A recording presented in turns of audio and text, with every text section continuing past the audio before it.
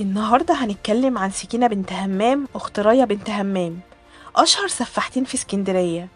طبعا هما الاتنين وانضم ليهم كمان حسب الله وعبد العال، كان أشكالهم استغفر الله العظيم يا رب ما يتبصلهمش.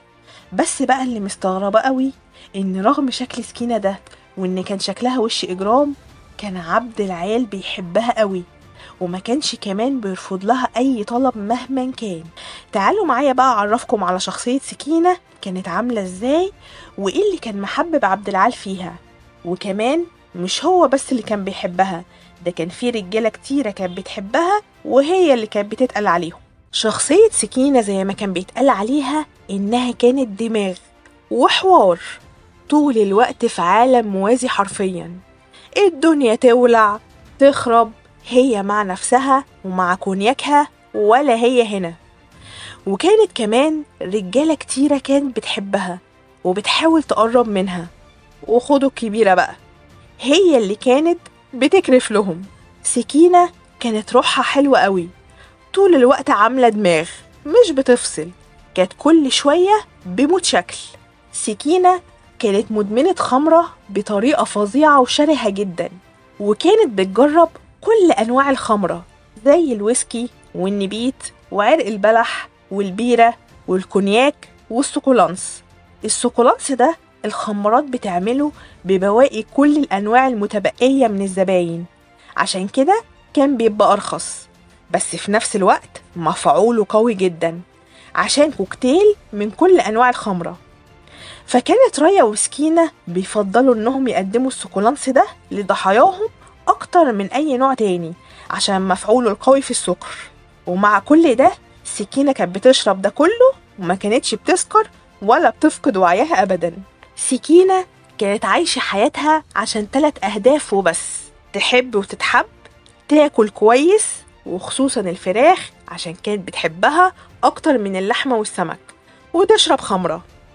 ادي اللي كانت عايشة عشانه سكينة، كانت عايشة لمزاجها وبمزاجها. عشان كده كانت عكس شخصية ريا تماما. ريا كانت عملية أكتر ودماغها ما كانتش بتبطل تفكير. سكينة كانت في الطراوة، ومن الكلام اللي اتكتب عنها إن شخصيتها وروحها كانت حلوة قوي، وده يمكن اللي كان محبب الناس فيها. ده في مرة وقت موضوع أنيسة وعبد الرازق كانت سكرانة وراجعة من الخمارة، 2 مشوا وراها وفضلوا يعكسوها، فضلت ملففاهم وراها لحد ما جت قدام الكراكون وشتماهم بأفظع الألفاظ.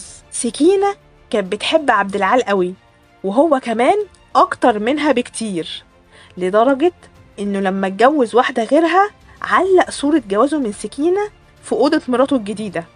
وغير كده كانت سكينة دايما بتهزر في مواقف ما ينفعش فيها الهزار خالص، بس بعد كده كانت بتقول عشان ببقى سكرانة سكرة جامدة. ففي موقفين حصلوا معاها، واحد اتذكر في المسلسل والتاني لأ. الأول إنهم هما بيقتلوا واحدة اسمها فاطمة، كان من ضمن خطة العبارة إن حسب الله عامل شيخ وكان بيقول قال الله وقال الرسول وبيعرف المستقبل والكلام ده كله. سكينة أول ما شافته داخل وقبل ما يتكلم فضلت تضحك ضحك هستيري على منظره لحد ما كانت هتبوظ لهم الموضوع كله، وكل ما يتكلم ما تقدرش تمسك نفسها من الضحك لحد ما كلهم قالوا لها اطلعي برا الأوضة. وفعلا خرجت برا الأوضة وفضلت برضو تضحك، وكل شوية كان ضحكها صوته يعلى أكتر وأكتر. الموقف التاني وده ما اتذكرش في المسلسل، وده كان بعد موت أم فرحات بتاعة الجاز. ريا وحسب الله وعرابي وعبد الرازق جابوا واحدة وموتوها ودفنوها في بيت علي بيه الكبير من غير ما سكينة ولا عبد العال يعرفوا. فكانت المقبرة اتملت عند ريا، فاضطروا انهم يشيلوا جثة واحدة من اللي اتدفنوا قبل كده وخدوها ورموها في خرابة بعيد عنهم عشان يفضوا مكان في مقبرة أوضة ريا. وكانت بنت أخت أم فرحات بتاعة الجاز راحت بلغت عن اختفاء خالتها، وسكينة طبعا هي اللي كانت مقترحة موضوع قتل أم فرحات بتاعة الجاز، وعارفة ومتأكدة إن الست دي مدفونة في أوضتها اللي في بيت الجمال رقم 5 في حارة ماكورس. فلما لقوا الجثة اللي في الخرابة ووصل الخبر لبنت أخت أم فرحات، بقت تصوت وتقول جثة خالتي جثة خالتي. وسكينة قاعدة في الخمارة وسامعة كل ده، وعشان سكرانة فضلت تضحك، وراحت قايلة يكونش الولية زهقت وطلعت تشم شوية هوا وقعدت تضحك، لدرجة إنها قامت من الخمارة وراحت على بيتها وشالت الحصيرة عشان تتأكد إن البلاط في مكانه وإن محدش حفر.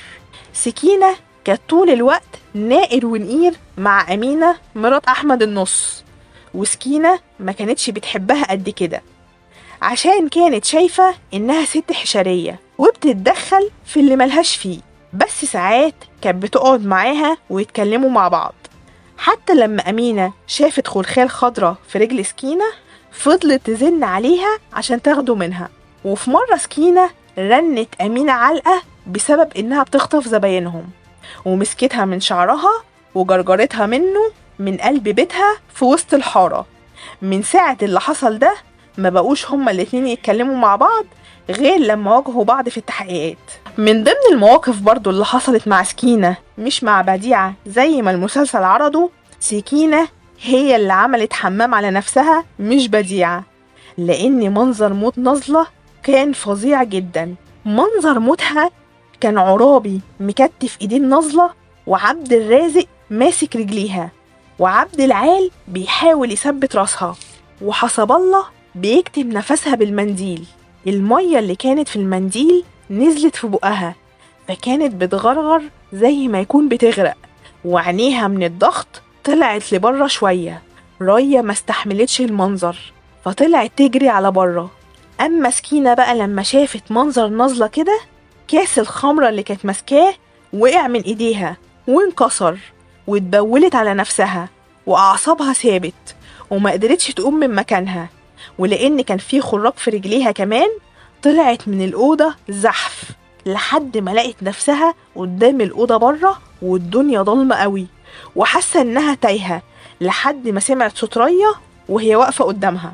سكينة كانت شخصيتها حساسة أكتر من ريا، لأنها عرضت ريا كتير في موضوع القتل ده، بداية من موضوع خضرة اللي ريا كانت شايفة إن دهب خضرة حقهم، وسكينة كانت شايفة عكس كده وإن ده شقاها وتعبها، لحد ما اتعودت على الموضوع لحد أم عرفات بتاعة الجاز، ودي كانت أول واحدة تقول عليها سكينة إنهم يقتلوها، وبعدها كانت حجازية. سكينة ما زعلتش قوي ولا كانت خلاص على تكة وهتبلغ عنهم غير في عبارتين. أول واحدة النبوية اللي جابوها في المسلسل إن اسمها ثانية، لأن دي كانت أول بنت سكينة تعلمها شغل الدعارة، فكانت سكينة معتبراها زي تربيتها كده، وزعلت عليها جدا لما موتوها. والتانية زنوبة الفرارجية اللي زعلت عليها وخافت عشان حاجتين. أول حاجة إنها كانت أول واحدة تصاحبها لما جت من بلدها على اسكندرية، والسبب التاني إن ما كانش فيه تخطيط لسحبها أصلا، وإن الناس كلها شافوها وهي ماشية معاها وهي رايحة عند ريا.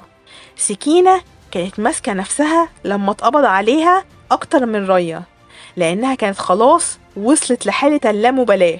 حتى لحظة إعدامها آخر حاجة قالتها وهم بيلفوا الحبل حوالين رقبتها: ما بالراحة يا جدع، هو أنا ههرب؟ طب أنا قتلت واستغفلتكم واستغفلت بوليس اللبان، وأنا جدعة زي أي راجل، لحد ما تنفذ فيها الحكم واتدفنت بعدها. وسكينة زي ما قلتلكم كانت دماغ طول الوقت، عاملة دماغ وبتهزر، وروحها كانت حلوة، وده اللي كان محبب الناس فيها. ودي كانت نبذة عن سكينة بنسبة حوالي 10%. وبس كده. لو عجبكم الفيديو ما تنسوش تشتركوا في القناة وتفعلوا زر الجرس عشان يوصلكم كل جديد.